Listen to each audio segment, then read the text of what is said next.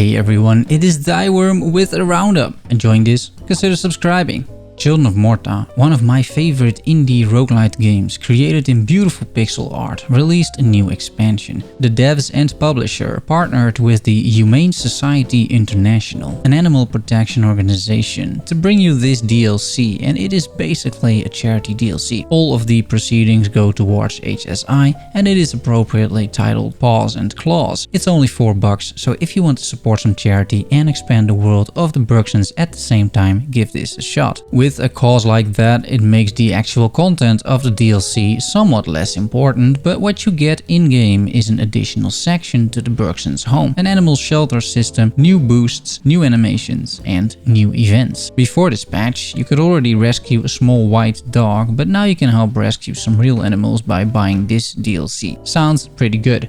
Dark Envoy, a strategic RPG developed by indie studio Event Horizon, showed their first gameplay in a 9-minute video. These developers created a game in 2018 called The Tower of Time, which was also a strategic RPG in which you take a party through an isometric world, a bit like in old games like Baldur's Gate, and you solve quests, puzzles, and fight a whole bunch of enemies. I really enjoyed the Tower of Time game actually. I made a video about it too. I reviewed the game, and while it didn't blow me away because it was a little too long and repetitive, I did like the combat and the tactical approach to battles, which lets you slow down the combat to basically single-digit frames per second so you can give orders to your teammates and maneuver through these fights. It was a cool system, it felt much better than pausing every time, and it resulted in a fast-paced game, at least considering the genre. Dark Envoy, judging from the trailer, does pretty much the same thing with combat. And why wouldn't they? It worked well last time. It does look they're more ambitious when it comes to the world building and the level design. While the last game took place in a single tower, in Dark Envoy we see the party traveling through maps and visit multiple locations, which hopefully places your party into a more interesting world and story. In the same message, and while showing gameplay, they casually announced a delay as well from somewhere this year to May 2021.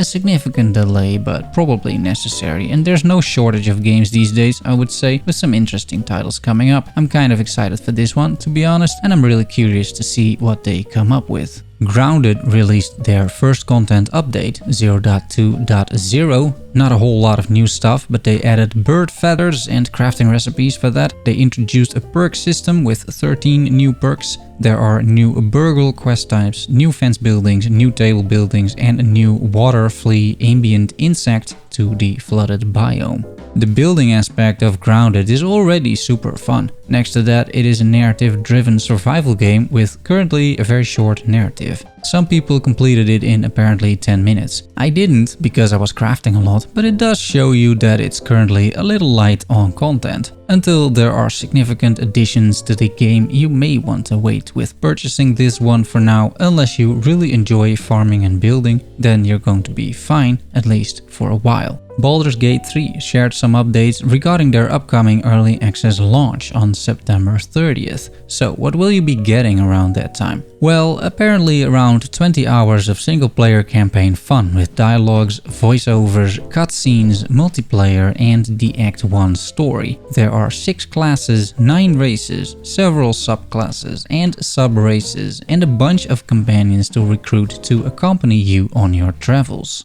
The devs also provide a fair warning that the early access experience will not be polished and you will be pretty much a testing dummy. That should be clear, honestly. Whenever you try early access, you are never more than a glorified beta tester or alpha tester, but it's nice the devs specifically mention this. If you're the kind of person playing this for the story, like many I suppose are, you're better off waiting for the release. Unless I get some sort of review key or access, that is exactly what I will be doing, while following some of the updates along the way. This is a game I prefer to play in a single go, just like I did with Divinity Original Sin or the original Baldur's Gate games. Alaloth, Champions of the Four Kingdoms, was delayed. officially due to the virus and because it will now also launch on consoles at the same time. I'm not even going to say it's a shame because disappointment isn't going to help anyone. Almost no one played this game, so we have no actual idea what we're getting without playing it, so judging this in a way seems pointless. I'm not seeing any red flags either, they just need more time. It's a game I'm looking forward to play, and as soon as an actual release date is communicated, you will hear from me again. Cardaclysm released a second roadmap item containing a bunch of werewolf cards to collect, a new artifact, the Night Cape,